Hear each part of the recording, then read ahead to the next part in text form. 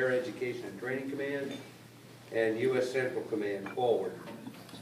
He has also contributed significantly to the organization, earning 7 Outstanding Unit Award citations, 1 Organizational Excellence Award, and a Joint Meritorious Unit Award. He has deployed in support of Operations Desert Shield, Desert Storm, Southern Watch, Enduring Freedom, Iraqi Freedom, and Combined Joint Task Force, Horn of Africa.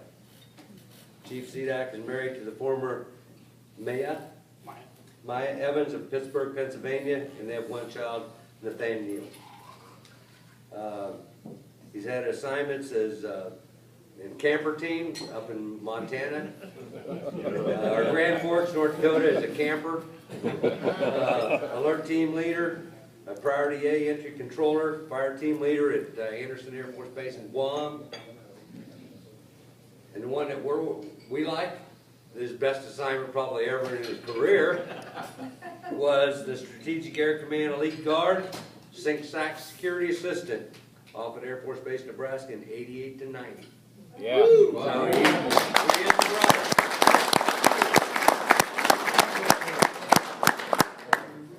Was in Stinger, Point Air Defense Control in Osan in Korea, and there's back in missiles, back to Korea. To say at least, he's done a lot. But welcome, Chief.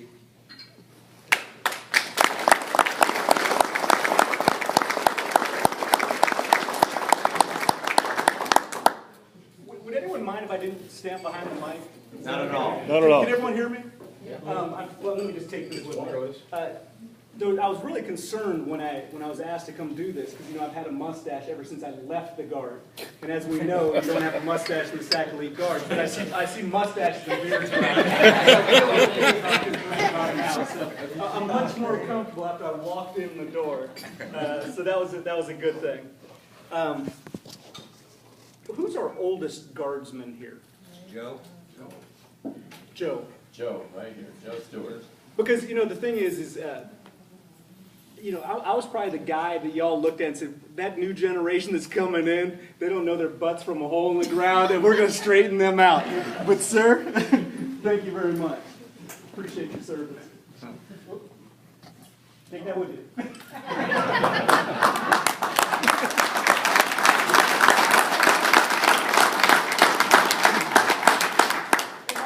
Traveled the farthest? I know we have some from Omaha. Did anyone come from farther than Omaha? New York. Spokane. Anyone farther? Which is farther, New York or Spokane? Florida. Who's the farther? Okay, we got South Carolina. South Carolina. Okay, we got South Carolina. Pittsburgh, Florida. Southern Oklahoma. Southern Oklahoma. Utah. Ohio. Idaho. Ohio. Virginia. I'm thinking New York is probably the farthest, right? Heaven. Sir?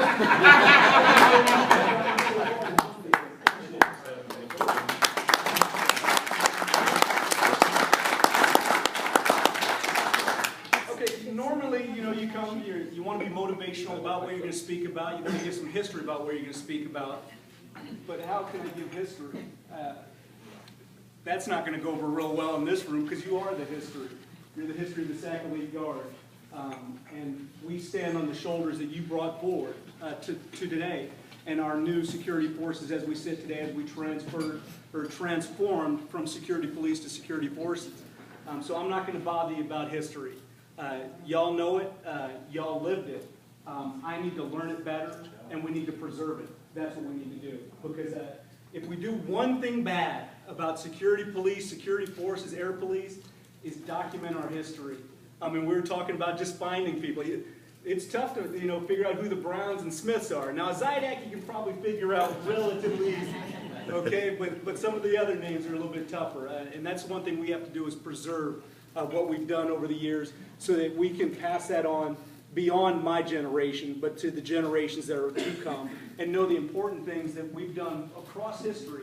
And there's things that we were just chatting about just in conversation that we forget that, the Cuban Missile Crisis and what went on at Strategic Air Command during the Cuban Missile Crisis. We heard a lot, when we do our civics classes and so forth, we learn about it, but we never tie that aspect that there were security policemen on duty that day, securing the underground, making sure that bad things don't happen, underground, topside, and so forth. And there's a lot of other events that went on as well, that security police were standing there, security forces, and air police as well. So we need to make sure that we carry on that history. Couple things. Did y'all have to rake the sinks carpet after you check the duress every Sunday? Does that go back that far? Yeah, because I remember every Sunday night you had to go in, check the sinks duress, make sure it works. That was the only one we did. We never checked anyone else's. I guess they just didn't matter. But we checked the sinks, and on the way out, you couldn't leave footprints in the carpet, so they had this little rake. They had to rake the carpet on your way out, and so the carpet didn't have any. Y'all didn't do that? I used the vacuum. And the vacuum probably worked. Now, what about the spring reception, the SAC spring reception? Now, we saw our honor guard correctly come in, post the colors and stuff, but I do remember, I wasn't part of the team, but we got a guy caught in the chandelier. Had to extricate that a little bit, but it all worked out. Our guardsmen carried on as normal. Clear the hallway. Clear the stairwell. What happened? They got the hell out of the way, didn't they? Just respect for what we did. But it was earned respect based on what you did years prior to me even showing up, me even being a twinkle in my mother's eye. Y'all were doing it before was even a thought of. But that respect carried on. And for a while there, I would say we potentially lost that as security police. Don't know why. I'm not going to point fingers. We played the hand we're dealt. But it wasn't about clear the hallway, clear the stairwell. It was sort of, well, why are you asking me to clear the hallway? Well, because I'm going to run your ass over if you don't. It was sort of that simple, And the thing is Sackley Guardsmen. It wasn't about, thin and lean and stuff like that. It was a little bit about, hey, you're going to feel some pain, so get out of the way. It was a respect. It was a respect from the GOs that wanted us there. It was a respect that was earned. It was a respect that was feared. Because you didn't want to get hemmed up by the SAC Elite Guard. Because it wasn't about messing around. We didn't have time for that. We would put you on the face or on the wall in a heartbeat. And it didn't matter what rank you were. Basically, to a GO. And the thing is, we knew who the GOs were because we didn't have little flashcards. Okay, well, who are you today? General Corley. No, it was, ma'am, General Corley, how are you doing today?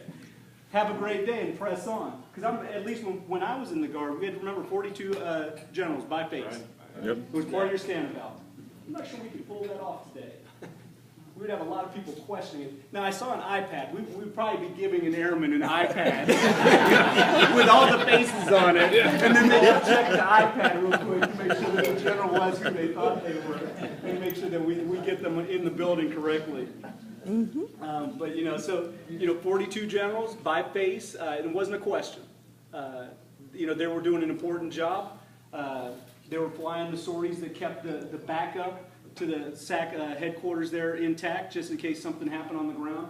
We still had the airborne asset that could carry on the mission. So, highly important mission all the way up through the 90s. And then we sort of transitioned there as a government, transitioned there in our priorities. Those type of things started to come off the table a little bit, so we don't fly as much anymore. And some of those things, but our nuclear deterrence is still there. And as you read the General Welch, who's going to most likely be the next Chief of Staff, I can't remember if he got confirmed the other day or not, that was his #1 priority.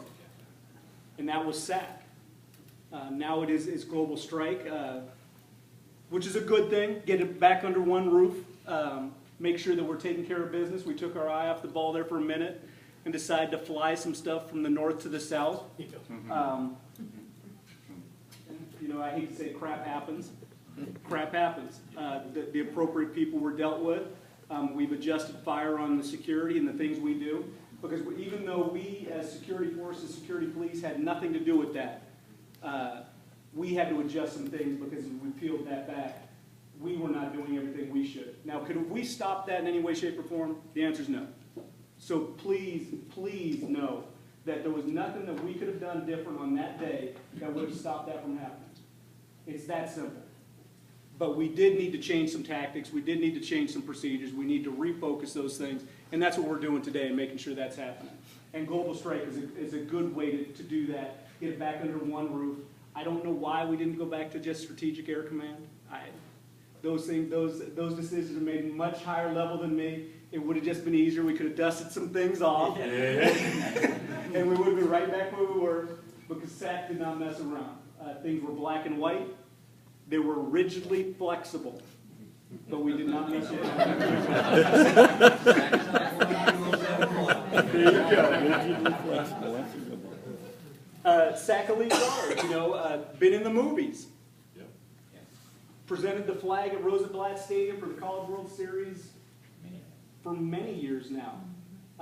So it wasn't about that it wasn't professional. This was the epitome of elite guards. We had TAC Elite Guard, you could find some PACAF Elite Guard, but no one was SAC Elite. Different uniform, different weapons. A brainchild idea that was taken to its ultimate limit of making sure that people understood that SAC Elite Guard was different. It wasn't a question. When you stood a SAC Elite Guardsman next to any other Elite Guardsman, you could tell who was who. And that was something to be proud of. It was definitely something that was well earned. I don't know why we went away from the uniform. If I could fit in one today, that's what I would have showed up in. But I'm a little more rotund than I used to be. But I would gladly wear that uniform, and to this day, that is the best uniform I've ever worn in my 29 years. I mean, you would probably all agree with me that that was the best uniform you ever wore. Yeah.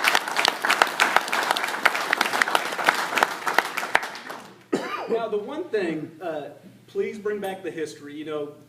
SAC headquarters, sitting up on that hill, heat of the summer. Was the dog food plant out there too? And that smell that would roll up.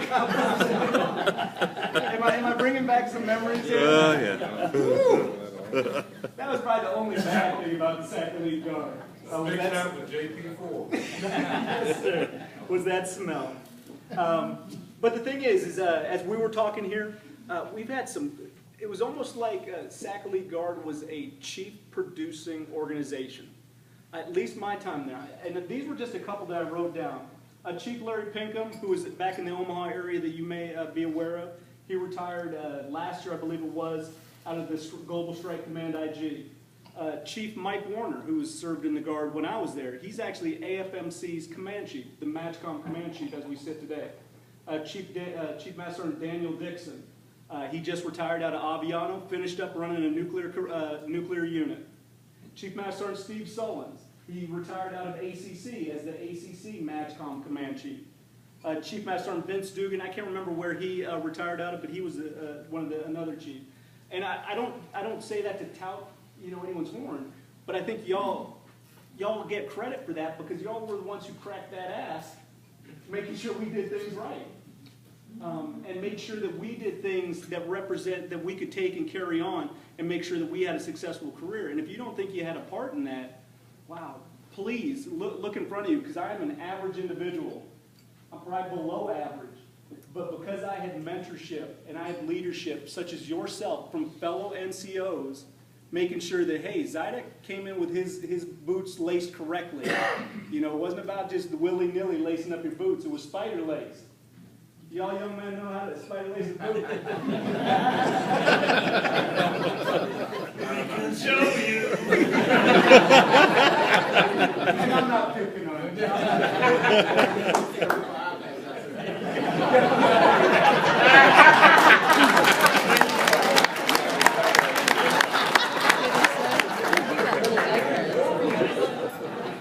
But the gig line was straight, the buckle was right in the middle, the ascot was pressed, it wasn't all wrinkly, it was right, creased down the middle, the berets weren't all soupy. Pocket sunshine.